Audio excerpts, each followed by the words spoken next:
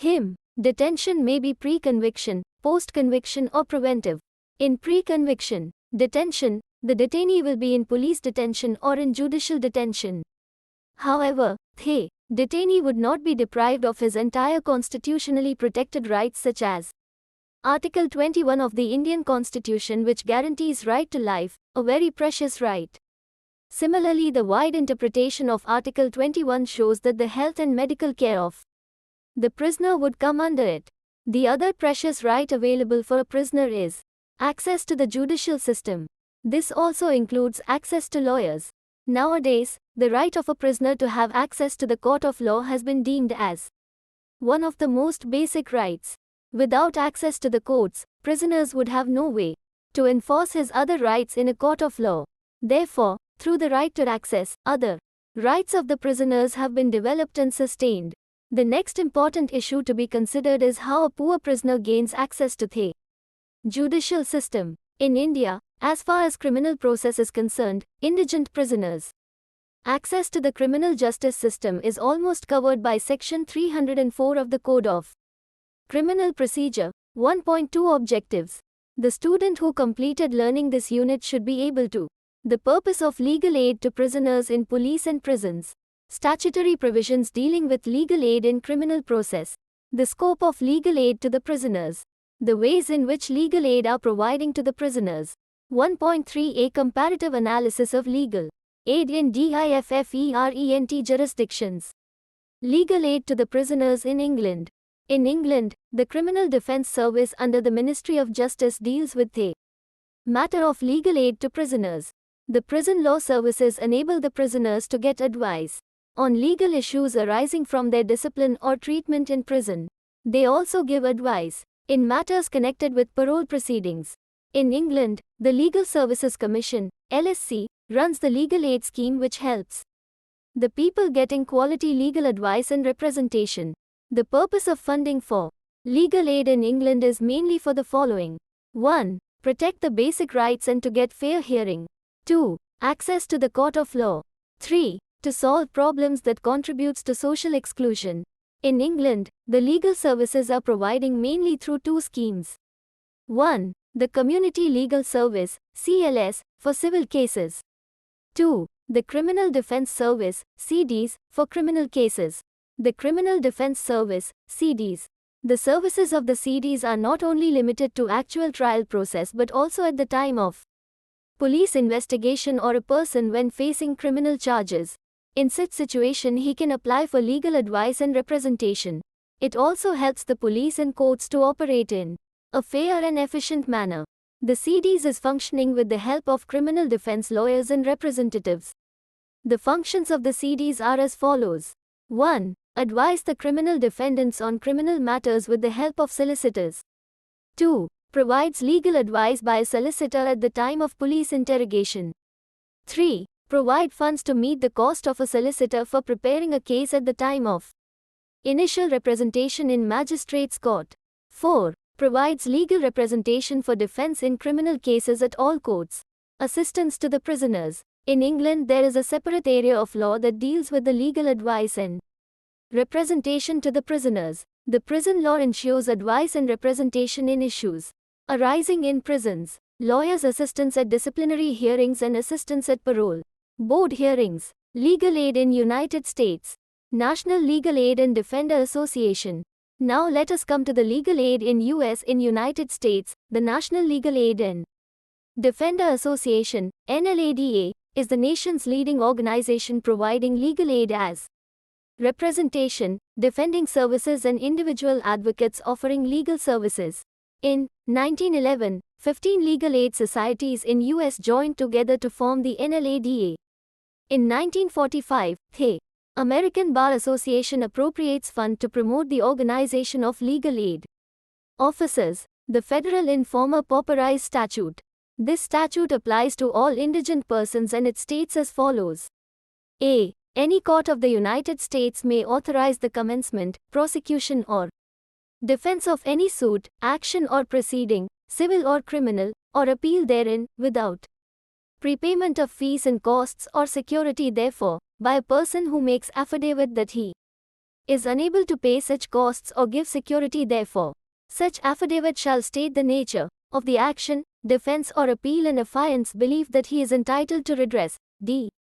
The court may request an attorney to represent any such person unable to employ counsel and may dismiss the case if the allegation of poverty is untrue, or if satisfied that the action is frivolous or malicious. This statute permits the courts to waive various court costs and fees and also prove lawyers to poor litigants. A lawsuit may be commenced without the prepayment of fees and costs or security therefore, by a person who makes affidavit that he is unable to pay. Without these provisions, financial obstacles would likely prevent a prisoner from filing suit. An inmate's fundamental constitutional right is closely connected with the federal in former pauperized statute, right to access to courts. In United States, the right to access is considered by the courts as possessed by the prisoners. It was in Ex parte Hull, 312 U.S. 546, 1941, U.S. Supreme Court for the first time examined a prisoner's right to access to the court of law. In Johnson v. Avery, 393, U.S. 483, 1969, court expanded the right to access and allowed inmates to assist other prisoners in the preparation of legal petitions. The Supreme Court held that access to the courts was fundamental for redressing claims and could not be denied or obstructed by the correctional facility. The court further held that unless the state provided reasonable alternatives to assist inmates in the preparation of petitions for post-conviction relief, it could not validly enforce a regulation barring inmates from furnishing such assistance. Legal aid to the prisoners in India. The preamble to the Constitution of India ensures social, economical and political justice. The mere ensuring of justice would not serve anything if they are denied of their fundamental rights to achieve justice. Therefore, access to justice is one of the most important factors of justice. The access to justice almost depends on the ability of a person to approach the appropriate court of law for the enforcement of his rights. In India, Article 39A of the Constitution states that the state shall secure that the operation of the legal system promotes justice on a basis of equal opportunity and shall, in particular, provide free legal aid by suitable legislation or schemes or in any other way to ensure that opportunities for securing justice are not denied to any citizen by reason of economic or other disabilities. The legal aid provided in Article 39A is not a fundamental right, but in the light of the article, special provision was inserted in the Code of Criminal Procedure ensuring legal aid to the indigent criminal defendants. Section 304 states that if the accused does not have sufficient means to engage a lawyer, the court must provide one for the defense of the accused at the expense of the state. Legal aid to under trial and convicted prisoners. Sheila Barse vs. State of Maharashtra. In the landmark case Sheila Barse vs. State of Maharashtra, 1983, Supreme Court considered the right to legal aid to under trial and convicted prisoners. Court, after considering various problems with regard to the legal aid to under trial and convicted prisoners, pronounced the following directions. 1. To send a list of all under trial prisoners to the Legal Aid Committee of the district in which the jail is situate, giving particulars of the date of entry of the under trial prisoners in the jail and to the extent possible, of the offences with which they are charged and showing separately male prisoners and female prisoners. 2. To furnish to the concerned District Legal Aid Committee a list giving particulars of the persons arrested on suspicion under Section 41 of the Crossing PC, who have been in jail beyond a period of 15 days. 3. To provide facilities to the lawyers nominated by the concerned District Legal Aid Committee to enter the jail and to interview the prisoners who have expressed their desire to have their assistance. 4. To furnish to the lawyers nominated by the concerned District Legal Aid Committee whatever information is required by them in regard to the prisoners in jail. 5. To put up notices at prominent places in the jail that lawyers nominated by the concerned District Legal Aid Committee would be visiting the jail on particular days and that any prisoner who desires to have their assistance can meet them and avail of their counseling services. And 6. To allow any prisoner who desires to meet the lawyers nominated by the concerned District Legal Aid Committee to interview and meet such lawyers regarding any matter for which he requires legal assistance, and such interview should be within sight but out of hearing of any jail official. 1.4 Indian Judiciary and Legal Aid to Prisoners. Indian judiciary played an important role in determining the right of a prisoner to get legal aid while in police custody. In Moti Bai vs. State, Air 1954 Raj.241, court clarified the right of the accused to consult his legal advisor. The court made certain propositions as follows. 1. That ever since his arrest, the accused has a right to be consulted by a legal advisor of his choice and to be defended by him.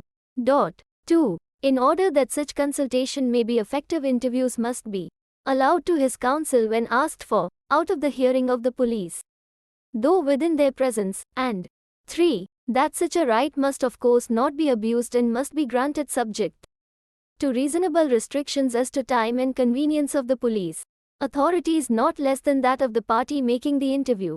After the insertion of the Article 39A, Indian judiciary got more strength and power to declare that the government is under a duty to provide legal services to the accused person. In a landmark case, Hoskote vs. State of Maharashtra, Air 1978 SC 1548, Krishna Iyer J. observed, the Indian socio-legal milieu makes free legal service at trial and higher levels an imperative processual piece of criminal justice where deprivation of life or personal liberty changes in judicial balances.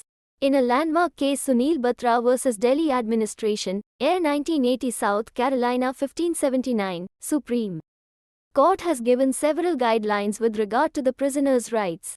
Court said, a person's guaranteed freedom shall not be deprived save by methods right, just and fair, and it is immaterial whether he is inside or outside the prison.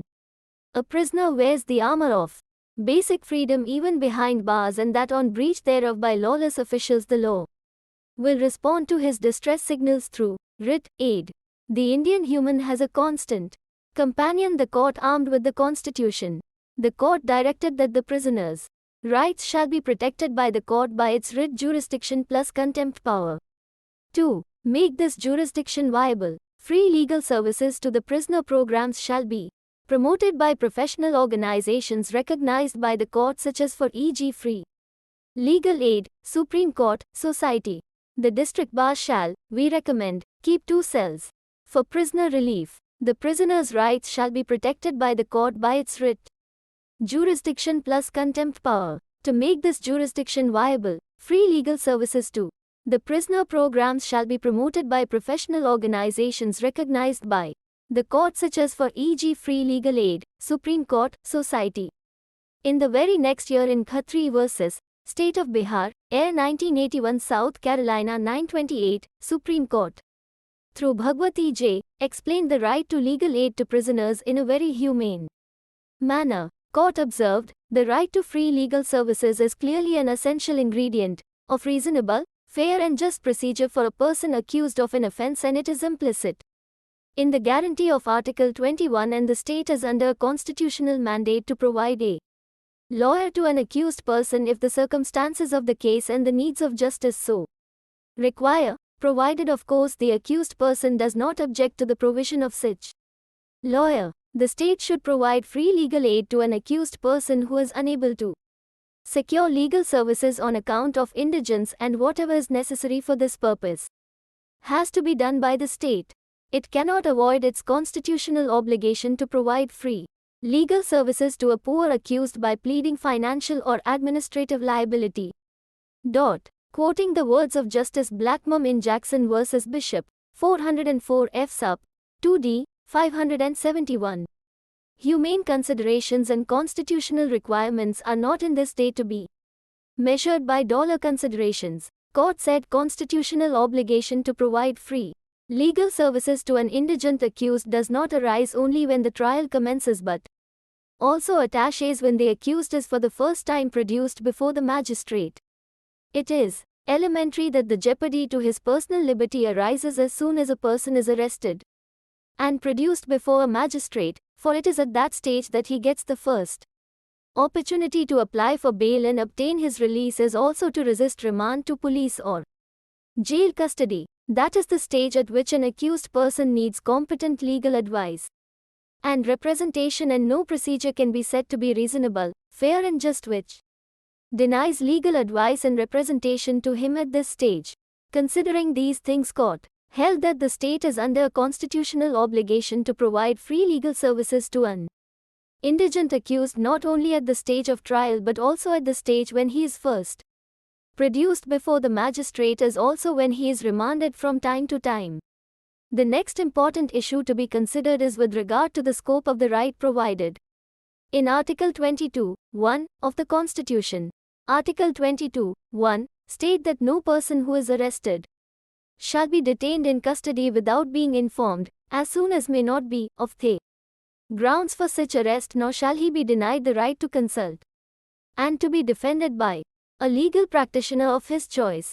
From the wording of Clause 2, it is clear that the right provided in it is only to engage a lawyer of an accused person's choice, and it does not mean that it must be under the state expense. But in Ranjan Dwivedi vs. Union of India, Air 1983, South Carolina 624, Supreme Court has given a different interpretation to Article 22(1) and observed the traditional view expressed by this court on the interpretation of Art. 22(1), the right to be defended by a legal practitioner of his choice, could only mean a right of the accused to have the opportunity to engage a lawyer, and does not guarantee an absolute right to be supplied with a lawyer by the state, has now undergone a change with the introduction of Art. 39 in the Constitution. The most significant observation made by the court in this case was that though Article 39A comes under Part 4, it can be read with Article 21, and if there is any situation in which the accused has been tried without giving him competent lawyer to defend his case, it would vitiate the trial process. In Sakdas vs. Union Territory of Arunachal Pradesh, Air 1986 SC 991, the important question before the Supreme Court in connection with legal aid was that whether a criminal trial would be vitiated if the court which conducted the trial did not inform the accused about free legal aid and proceeds with the trial, and resulted in conviction. The court strongly held if the appellant remained unrepresented by a lawyer and the trial ultimately resulted in his conviction, would be a clear violation of the fundamental right of the appellant under Article 21, and the trial must accordingly be held to be vitiated on account of a fatal constitutional infirmity. The observation made by the court in this case is very significant. The court observed, now it is common knowledge that about 70% of the people living in rural areas are illiterate, and even more than that percentage of the people are not aware of the rights conferred upon them by law. Even literate people do not know what are their rights and entitlements under the law. It is this absence of legal awareness which is responsible for the deception, exploitation and deprivation of rights and benefits from which the poor suffer in this land. Their legal needs always stand to become crisis-oriented because their ignorance prevents them from anticipating legal troubles and approaching a lawyer for consultation and advice in time, and their poverty magnifies the impact of the legal troubles and difficulties when they come. Moreover, because of their ignorance and illiteracy, they cannot become self-reliant, they cannot even help themselves. The law ceases to be their protector because they do not know that they are entitled to the protection of the law, and they can avail of the legal service program for putting an end to their exploitation and winning their rights. The result is that poverty becomes with them a condition of total helplessness. This miserable condition in which the poor finds themselves can be alleviating to some extent by creating legal awareness amongst the poor. That is why it has always been recognized as one of the principal items of the program of the legal aid movement in the country to promote legal literacy. It would, in these circumstances, make a mockery of legal aid if it were to be left to a poor, ignorant and illiterate accused to ask for free legal services. Legal aid would become merely a paper promise, and it would fail of its purpose. 1.5 Summary. Equal opportunity for all persons before court of law is one of the cardinal aspects of rule of law. Access to the courts is the basis of equality principle provided in Article 14. The real equality can be maintained only through legal aid. It is high time to insert legal aid in the list of fundamental rights of the Indian Constitution. Thank you for watching. We will see you in the next video with the next chapter.